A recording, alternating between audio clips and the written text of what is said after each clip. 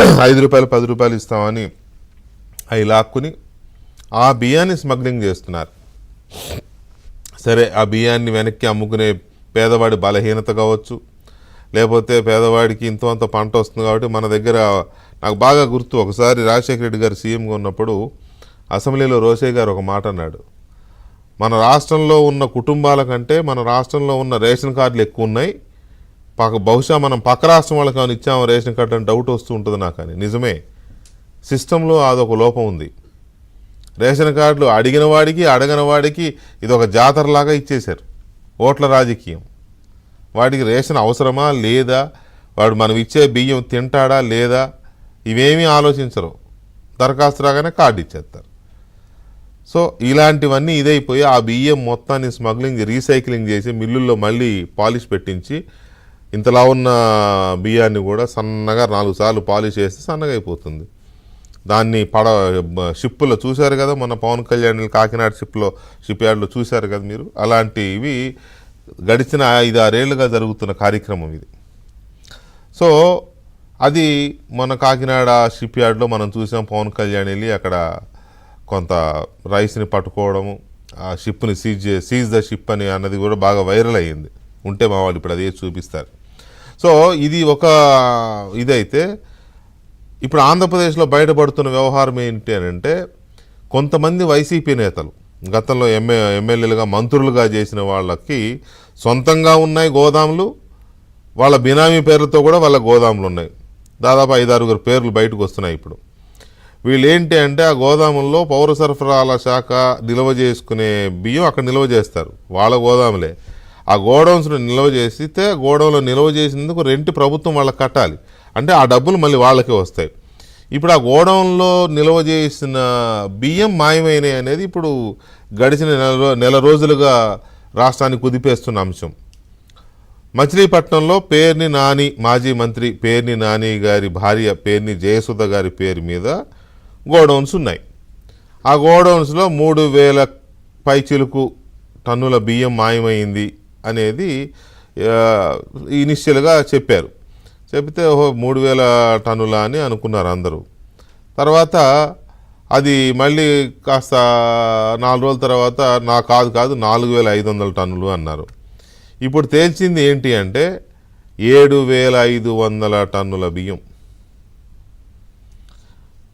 ఇది ఇప్పుడు ఈ ప్రభుత్వం వచ్చిన తర్వాత మాయమైనవి అని చెప్తున్న బియ్యం. మరి ప్రభుత్వం రాకముందు గడిచిన 5 ఏళ్లలో ఇప్పుడు ఈ నెల రోజుల్లోనే వీళ్ళు దర్యాప్తు చేస్తే, దాడి చేస్తే బియ్యం తక్కువ ఉన్నాయి, అక్కడ ఉండాల్సిన దీనికంటే తక్కువ ఉన్నాయి అని అంటే, అవునా తక్కువ ఉన్నాయా, అయితే అవి వెయిట్ బరువు తగ్గి ఉంటాయి అని చెప్పి ఏదో 1,70,00,000 ఆయన కొంత అమౌంట్ కట్టాడు పెనాల్టీ. నోనో ఇప్పుడు 7,000 క్వింటాలు ఉన్నాయని చెప్పి వీళ్ళు కేసు పెడితే పరారు. భార్యాభర్తలతో పాటు కొడుకు, ముగ్గురు పరారు. ఏం జరుగుతోంది? గడిచిన 5 ఏళ్లలో వీళ్ళ గోడౌన్స్, వీళ్ళ ప్రభుత్వము, పౌర సరఫరాల శాఖ మంత్రి ఆ పక్కనే ఉన్న ఇంకొక నానిగారు, కొడాలి నాని గారు, ఆ శాఖ ఆయనదే. అంటే ఆ బియ్యము వీళ్ళంతా పక్కనే ఉంటారు, మంచి క్లోజ్. ఇది ఎక్కడ పోయినాయి ఇవన్నీ? ఇప్పుడు అదే చెప్తున్నారు. ఆ నాని మంత్రిగా ఉన్నప్పుడు పౌర సరఫరాల శాఖకి అప్పుడు ఎంత బియ్యం ఈ గోడౌన్స్లో పెట్టారు, స్టాక్ రిజిస్టర్స్ ఉన్నాయా, అవైలబిలిటీ ఉన్నాయా లేవా, అక్కడ పెట్టిన బియ్యం ఎంత పెట్టారు, ఆ బియ్యం అన్నీ ఎక్కడికి వెళ్ళాయి అక్కడి నుంచి, ఆ గోడౌన్స్ నుంచి, ఇవన్నీ ఇప్పుడు లెక్కలు తీయాల్సిన అవసరం ఉంది అనేది ఇవాళ డిపార్ట్మెంట్లో జరుగుతున్న చర్చ. సో ఇక్కడ ఇద్దరు నానీల ప్రమేయం ఏమైనా ఉందా? తర్వాత ఇప్పుడు ఈ 7,000 పైచిలుకు టన్నుల రైస్ ఎక్కడికి పోయింది? తర్వాత ఇవాళ చెప్తున్నారు కర్నూలు జిల్లాలో మాజీ ఆర్థిక శాఖ మాజీ మంత్రి బుగ్గన రాజేంద్ర రెడ్డి గారి బంధువులకు సంబంధించిన గోడౌన్లు. అంటే వాళ్ళు చెప్పేది ఏంటంటే అవి కూడా ఈయనవే బినామీ పేర్లతో పెట్టాడు అంటున్నారు.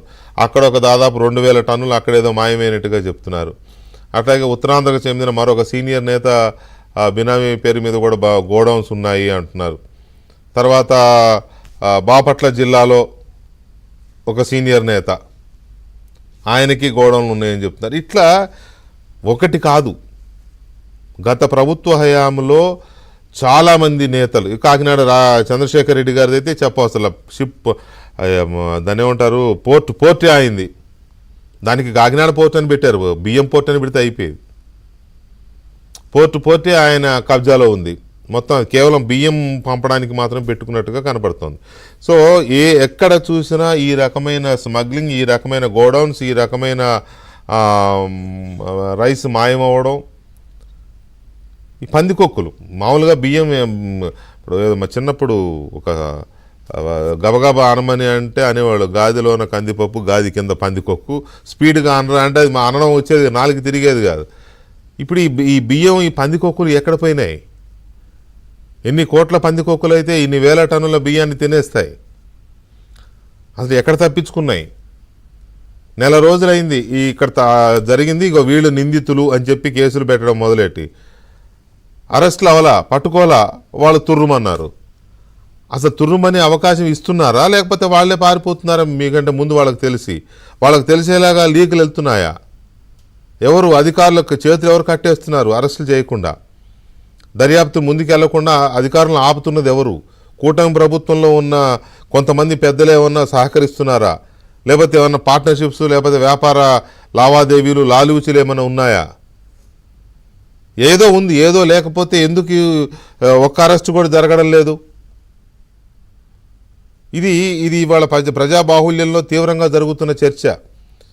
ఎంత పెద్ద కేసు అయినా సరే వాడు పారిపోయాడు అని చెప్తారు, అరెస్ట్ అవ్వడు, దొరకడు, పట్టుకొస్తారు. చాలా కాలం తర్వాత పట్టుకొచ్చి ఒక 41 చేయిస్తారు, మళ్ళీ ఆయన బెయిల్ మీద వెళ్తాడు. ఏంటి డ్రామా? ఏదో చిన్న పెద్ద ఏదో సోషల్ మీడియా పోస్టు అది అన్నారంటే అనుకోవచ్చు. ప్రజల సొమ్ము ఆ రకంగా వేల కోట్ల రూపాయలకు సంబంధించిన బియ్యాన్ని ఆ రకంగా ఎక్కడికో స్మగ్లింగ్ చేసేస్తుంటే, గోడౌన్లో మాయం చేసేస్తుంటే, వాళ్ళు రెడీ హ్యాండెడ్గా దొరికిన తర్వాత కూడా పట్టుకోలేకపోతున్నారు అధికారులు అంటే వాళ్ళు మాయమైపోయారంటే ఎక్కడికి మాయమైపోతారు? ఆకాశంలోకి వెళ్ళిపోతారా? ఎక్కడో ఉంటారు, హైదరాబాద్లోనో విజయవాడలోనో లేదా ఇంకో దగ్గర ఉంటారు. ఎక్కడే పోతారు? ఆ మాత్రం మీరు వాళ్ళని ఆపలేకపోతున్నారా? దేశాలు వదిలిపెట్టి వెళ్ళిపోకుండా ఏదో జరుగుతోంది. ఇవాళ కూటమిలోని 3 పార్టీలు, తెలుగుదేశం, జనసేన, బీజేపీ, ఈ 3 పార్టీల శ్రేణులు ఇదే అసంతృప్తి, ఇదే అనుమానం. నేనేదో మ్యారేజ్కి వెళ్ళాను, అక్కడ అందరూ నన్ను చూసి మాట్లాడిన కొంచెం అందరూ ఇదే సబ్జెక్ట్. ఏంటండి ఇది? ఇట్లా పారిపోతున్నారు ఏంటండి? ఇట్లా వదిలేస్తున్నారు ఏంటండి? ఏం పట్టించుకోరు ఏంటండి? ఇందుకా అండి తెచ్చుకున్నది ప్రభుత్వాన్ని? అందుకు కాదు, నిజమే, మరీ ఓవర్ నైట్ వెళ్ళిపోయి అందరి మీద బడి నరికేయండి, పొడిచేయండి అని కాదు. కానీ ఇదా నెల రోజుల నుంచి కేసులు పెడుతూ ఎఫ్ఐఆర్లు ఇష్యూ చేస్తుంటే వాళ్ళు అరెస్ట్ చేయకుండా వాళ్ళు ఊరు దాటి వెళ్ళిపోయారు, దేశం దాటి వెళ్ళిపోయారు అని మాట్లాడుకుంటుంటే డెఫినెట్గా it's a shame on part of government. ఎందుకు ఇలా జరుగుతోంది? దీనికి ఎవరు సమాధానం చెప్పాలి? ఏ శాఖ సమాధానం చెప్పాలి? చిన్న బ్రేక్ తర్వాత చర్చిద్దాం.